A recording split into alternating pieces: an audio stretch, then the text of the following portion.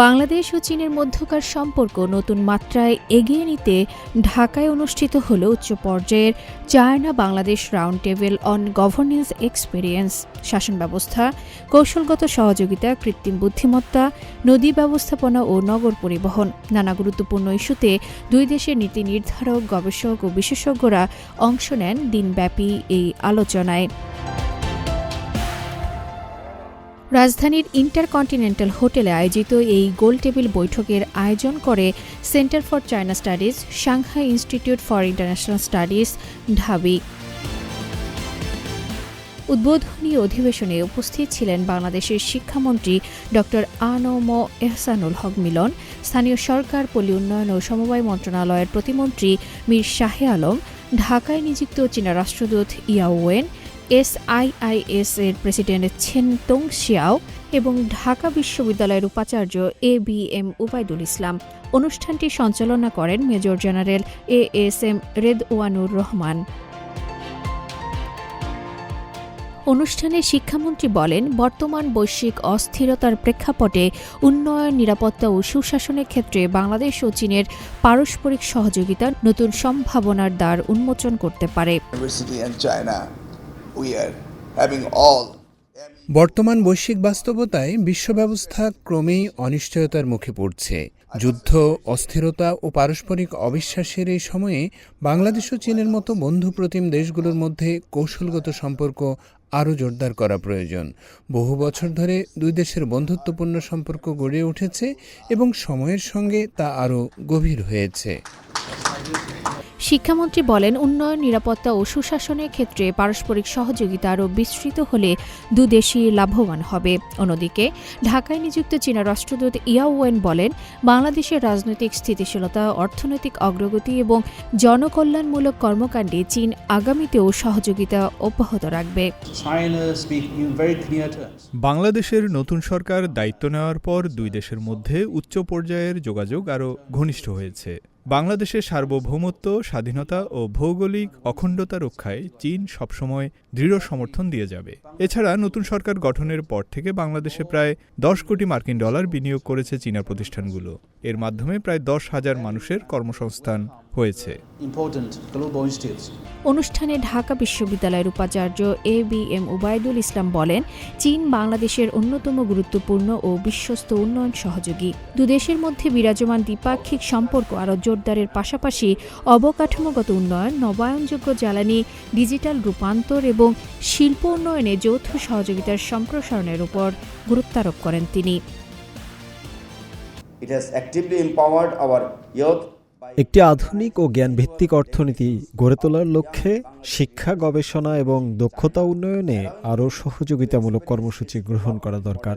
নগর ও পানি ব্যবস্থাপনার উন্নয়ন এবং আমাদের জটিল নদী ব্যবস্থা ও পরিবহন নেটওয়ার্কের উন্নয়নে উদ্ভাবনী সমাধানের ক্ষেত্রে চীনের সহযোগিতা দরকার।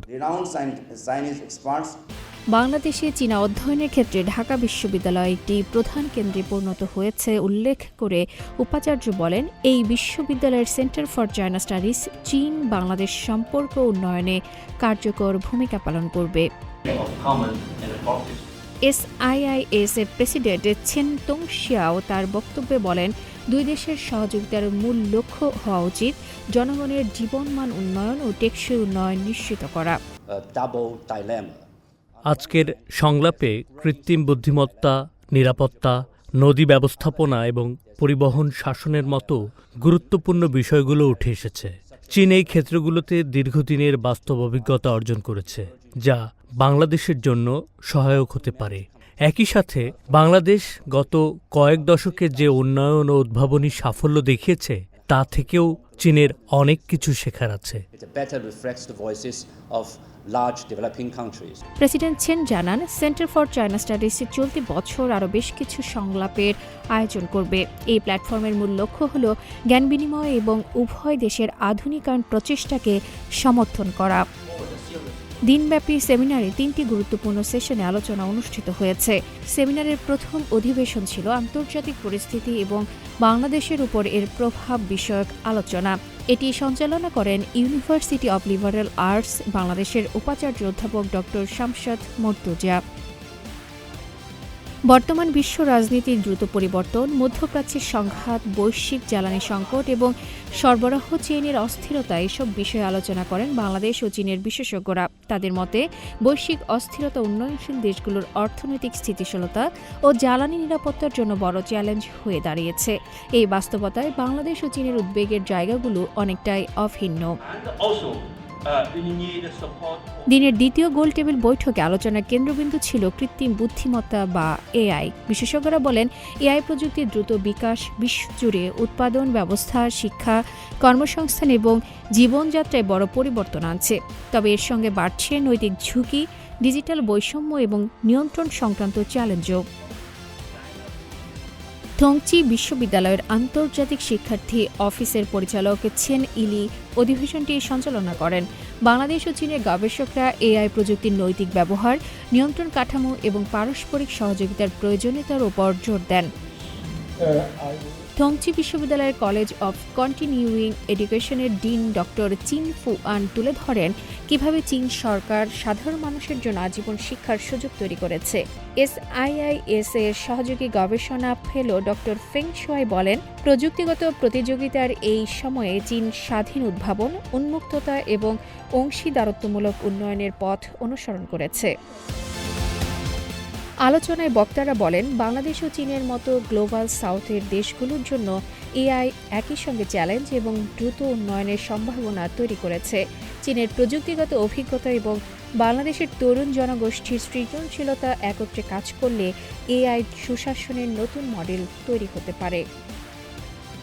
দিনের শেষ অধিবেশনের বিষয় ছিল নদী ও নগর পরিবহন শাসন। সঞ্চালনা করেন ঢাকা বিশ্ববিদ্যালয়ের ফার্মেসি অনুষদের ডিন অধ্যাপক ডক্টর মোহাম্মদ সেলিম রেজা।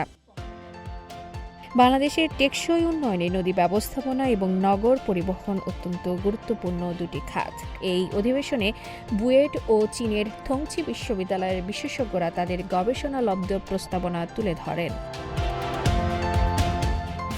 SIIS এর গবেষক ফেলো ডক্টর চু ইউন চিয়ে আলোচনা করেন কিভাবে চীনের বৃহৎ নদী ব্যবস্থাপনার অভিজ্ঞতা বাংলাদেশে প্রয়োগ করা যেতে পারে। পাশাপাশি চাইনিজ এন্টারপ্রাইজেস অ্যাসোসিয়েশন ইন বাংলাদেশের প্রেসিডেন্ট হান খুন বাংলাদেশের তিস্তা নদী ব্যবস্থাপনা নিয়ে একটি মহাপরিকল্পনার কথা তুলে ধরেন। তিনি জানান, প্রায় 2000 বছরের পুরনো চীনা জল ব্যবস্থাপনা দর্শন এবং আধুনিক প্রযুক্তির সমন্বয়ে তিস্তা নদী উন্নয়ন প্রকল্পের পরিকল্পনা করা হয়েছে। এই প্রকল্প সফল হলে ভবিষ্যতে যমুনা সহ বাংলাদেশের অন্যান্য নদীতেও একই ধরনের প্রযুক্তি প্রয়োগ করা সম্ভব হবে বলে আশাবাদ ব্যক্ত করেন তিনি। সেমিনার শেষে সঞ্চালক অধ্যাপক ডক্টর মোহাম্মদ সেলিম রাজা বলেন, নদীমাতৃক বাংলাদেশের কৃষি এবং ক্রমবর্ধমান নগরায়ন একে অপরের পরিপূরক।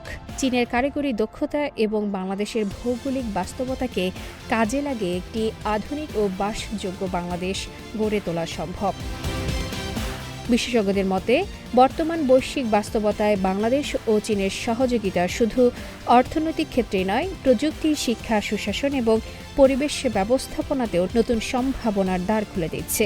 দিনব্যাপী এই গোলটেবিল বৈঠক দুই দেশের পারস্পরিক আস্থা, জ্ঞান বিনিময় এবং ভবিষ্যৎ কৌশলগত অংশীদারত্বকে আরও শক্তিশালী করবে বলেও আশা প্রকাশ করেন অংশগ্রহণকারীরা।